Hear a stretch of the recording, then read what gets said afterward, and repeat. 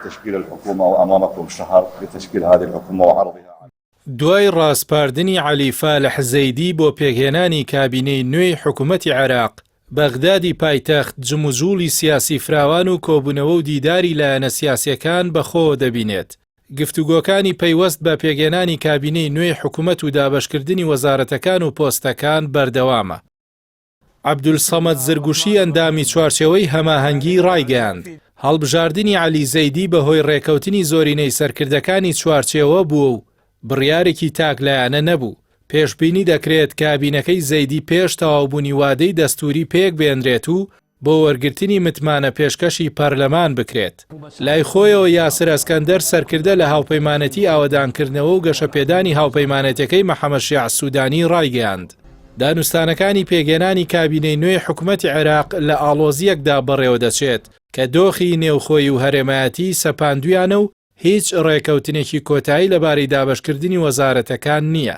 وتیشی ئەوەی باس دەکرێت لەبارەی ئەوەی وەزارەتەکان یەکلا کراونەتەوە و دابەشکردن تەواو بووە ناڕاستن و تا ئێستا وێنەکە ڕوون نەبووەتەوە و گفتوگۆکان بەردەوامن. عەلی زەیدی کاندیدی ڕاستپێردراو بۆ پێگەێنانی کابینەی نوێی حکوومەتی عێراق لە هەرێمی کوردستان لەگەڵ سەرکردایەتی پارتی و یەکێتی بەشداری و پشک و کاندیدەکانی ئەوانی لە کابینەکەیدا تاوتوێ کرد.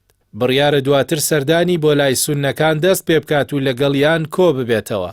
عەلی زەیدی ڕاستپێردراو بۆ پێگەێنانی کابینەی نوێی حکوومەتی عێراق ڕەزامەندی هەرێمایەتی و نێودەوڵەتی بەدەست هێناوە و لە ناوەندە سیاسیەکانی عەرەبی و بیانی قبول کراوە بۆ وەرگرتنی سەرۆکایەتی حکوومەتی عێراق و زۆرێک لە وڵاتان، بە تایبەت زلهێزانی وەک ئەمریکا و بەریتانیا و ئێران بۆ وەرگرتنی ئەو پۆستە پیرۆزباییان لێکرد و پشتیوانیشی دەکەن.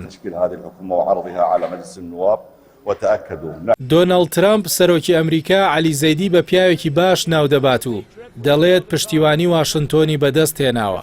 ئێرانیش لە زاری عەباس عەراقچی وەزیری دەرەوەی پیرۆزبایی لێکرد ڕایگەیاند.